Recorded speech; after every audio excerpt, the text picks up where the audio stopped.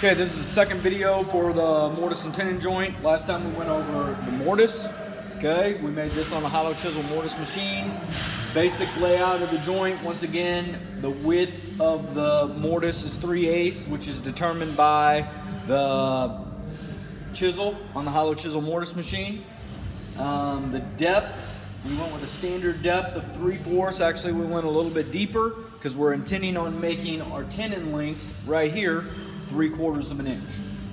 Okay, we had a 3/8 shoulder at the top of the mortise that we created, and we had a 3/8 shoulder at the bottom of the mortise that we've created. So this is the apron that we're going to use to go in there. As you can see, this is a 3-inch apron extending from the bottom line with the 3/8 offset, and then all the way to the top of the leg, coming down the 3/8 offset at the top as well. Okay, once again, this is going to leave us with a 1/4 inch offset on the front side of the leg, which is standard in industry. So we have already made the mortise. Now we are cutting the tenon, which will fit into the mortise. So that's where we're at today. We're going to do this on the table saw with the tenoning jig. Here we are at the table saw. Once again, we're making a tenon to fit in this mortise that we have already created. So what we're going to do, or what I always do, is I get an extra piece of wood, I plane it to the exact same thickness as my actual apron. Once again, this is going to be the apron that gets inserted into my mortise. So I have it planed to the exact same thickness so that I can set up my tenoning jig on the table saw, and I'm setting it up on a piece of scrap wood instead of on the actual stock that's going to go into my project. Okay? What I also do is generally I rip it narrower than the mortise so that way I can check it.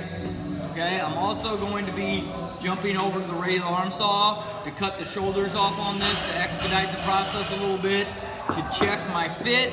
That is not how I'm going to cut the shoulders on my actual tenon. I'm going to use the miter gauge on here on the table saw to cut my shoulders around my apron. Okay? I'll also be trimming the end with the chisel, but some people elect to do that with the bandsaw. So, first thing we need to do is we need to lay out where we want our tenon to be. If we remember correctly, we want it to be 3/8 wide, so that would be 3/16 off each edge. So I'm going to mark it at 3/16 and then 3/16 off this edge. Why it's 3/16 off each edge? Once again, the thickness of our stock is 3/4 of an inch. We want our actual tenon to be 3/4 of an inch, as I've shown right there on that. So I have a remainder of 3/8 left. If I take 3/8 from 3/4, I have 3/8. If I divide 3/8 in half, I end up with 3/16 and 3/16. That's ideally where I'm at, okay? So what we're going to do is we're going to insert this into our tenoning jig. You can adjust this clamp to fit the width of your stock by moving it back or forth. Then we're going to tighten it up here. What we want to ensure is that the stock is all the way down against the table and all the way back against the fence. Okay, the next thing we want to make sure we do is set the blade height. Once again, our tenon length is going to be 3/4 of an inch for this particular project. I already know that my stock thickness is 3/4 of an inch, so it's easy to set the blade height by just setting the blade height to the thickness of the stock. Once again, when we made the mortise, we made it slightly deeper than 3/4 to make sure that that tenon is not bottoming out in the back side of that mortise when we insert it in there, and you'll see what I'm talking about as we progress. Okay? Now that we have done that, we have the blade height set to the correct height. We have our stock in the tenoning jig the correct way, all the way down against the table, all the way back against the fence. We're now going to pull it up to the blade and move the jig away from the blade. We always want to be the farthest away from the blade as possible. And we're going to line it up with the line that we've created on the edge to make that 3/8 tenon. Okay? The reason why we are using scrap is because you're going to have to make some minuscule adjustments to get this right size to fit in our mortise. All right? So this is a 2-pass process. We got to do 1 cut on each side of the mortise, or each side of the tenon. So we're going to do 2 passes here.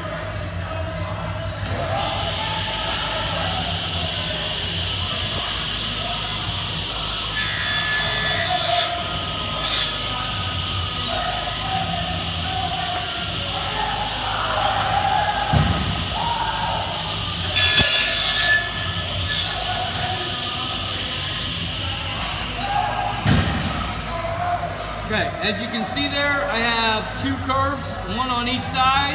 Hopefully this tenon is at 3/8 of an inch. That's what I'm desiring to get it to. Once again, I'm going to go over the radial arm saw now just to cut this scrap off, to expedite the process, to see if I have it cut to the true width to fit inside my mortise.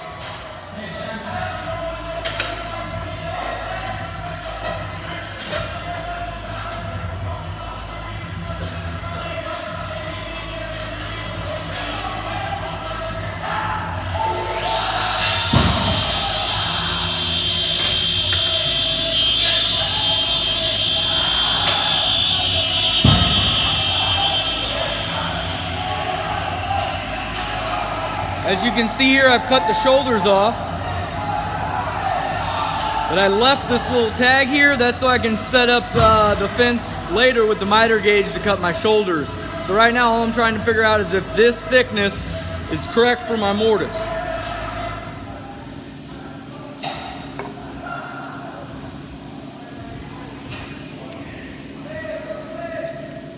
So if you see there, it goes right in there. I don't know if you can see that or not, but it slides right into the mortise. It does not fall in there. It takes a little bit of pressure to get it back in there, which is what we want. So that's a nice tight fit right there. I did not have to make any adjustments for this demonstration, but you may, if it's a little bit too loose, you have to move the jig slightly further away from the blade.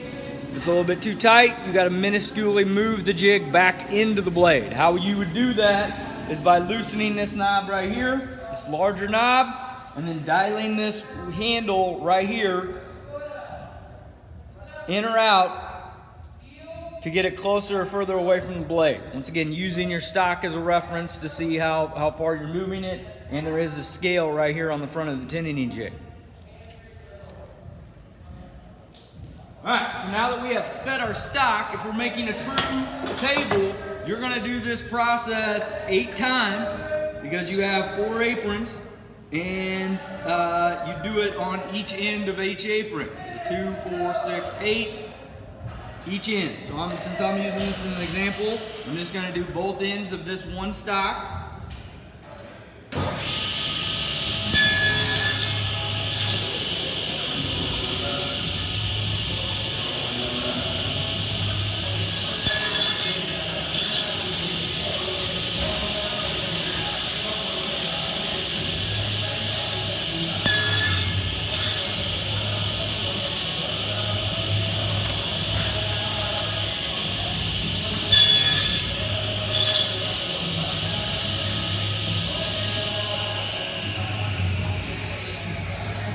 So as you can see here, on both ends of the stock, I cut it.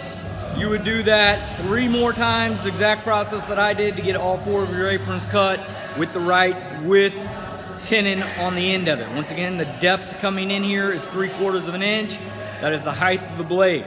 Now what we're going to do is we're going to go back to our stock, our practice stock, and we're going to set it up so that we can cut the shoulder of our tenon on our practice stock. What we want to do is we want to raise the blade 3/8 of an inch.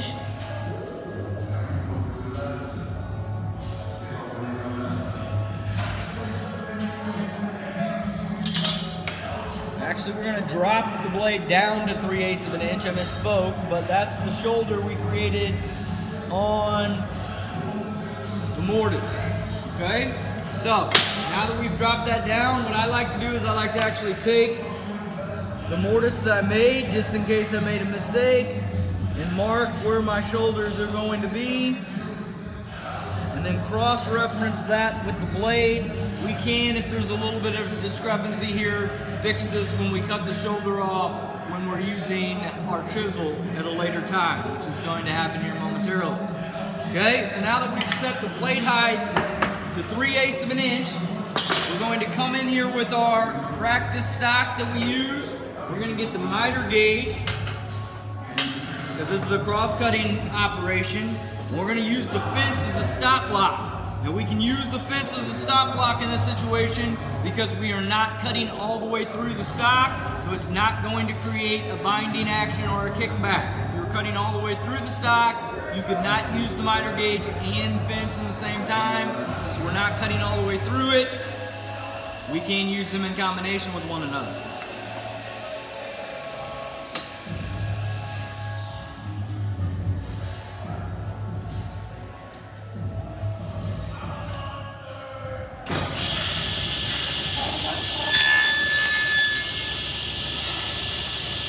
What I'm trying to do here is, as you guys can see, before I left this little bit of a shoulder on here intentionally so that I could come back and set this up. It looks like I have it set pretty darn close because I've removed that down to exactly where my shoulder is cut, or the height of the blade where it was coming in before.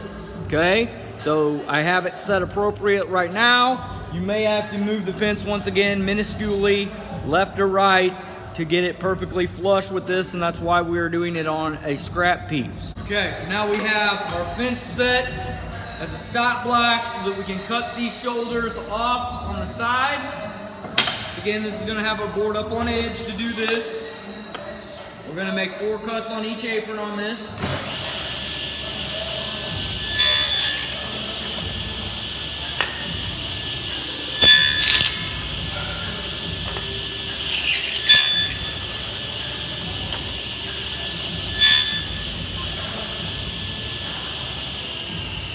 Our tenon is starting to take shape. Now what we need to do is remove this excess material, which once again on my practice piece I did this on the rated arm saw, but since I have the correct offset set with the fence right now for cutting these shoulders in on the tenon, all I have to do is drop my blade down to the thickness of the stock I want removed, and I should be easily able to make that a nice true and flush cut. Once again, all I did was drop the blade down with enough height to remove this little thin piece.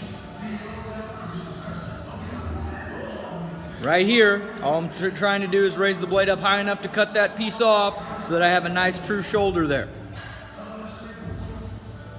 Once again, this is going to be a 4-cut process.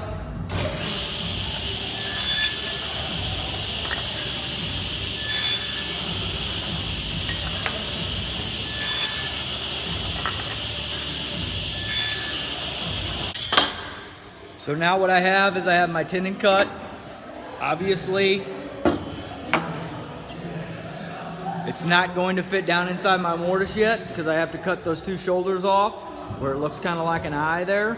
I have to cut those off so that it'll slide inside there, and that's where I'm going to do that with the chisel.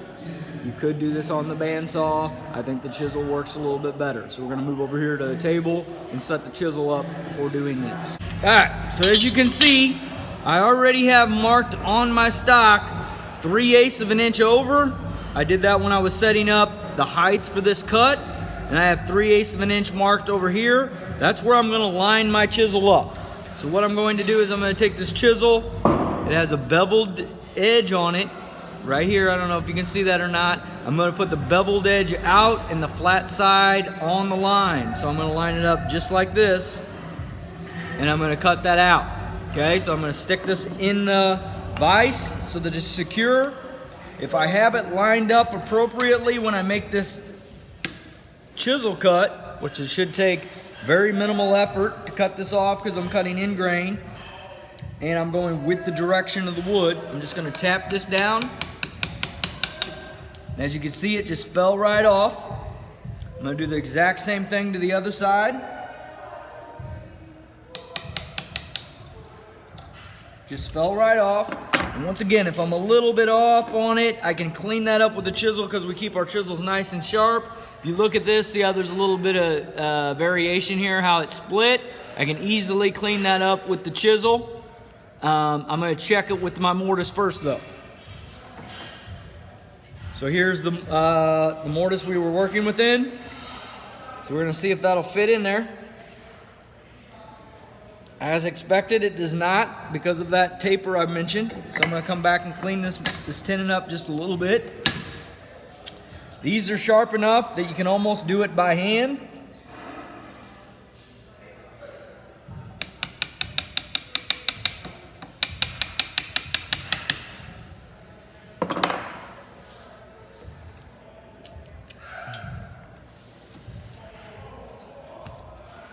I'll take this hump off of this side.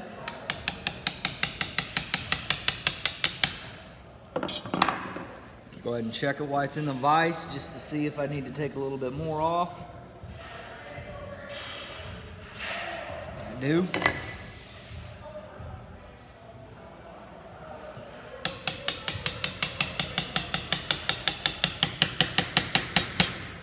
And once again, you can always take more off. You cannot put it back on. We want our mortise to be fairly secure and snug.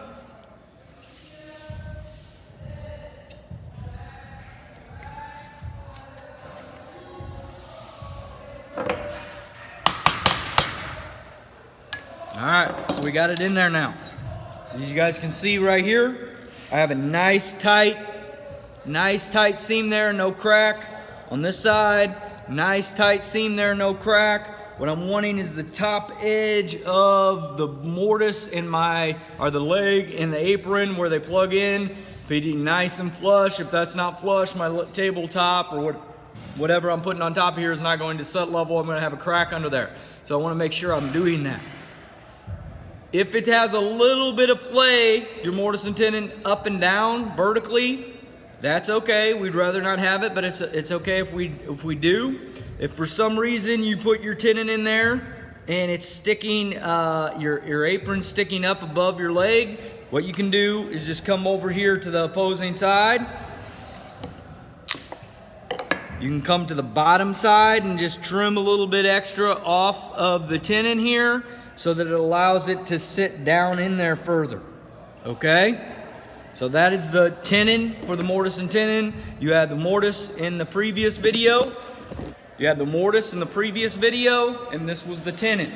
So again, I always make the mortise first so I can make my tenon fit perfectly inside my mortise. Okay, so mortise first, the hollow cavity, and then we're making the tenon fit snug and tight inside that mortise. So the tenon will fit the mortise.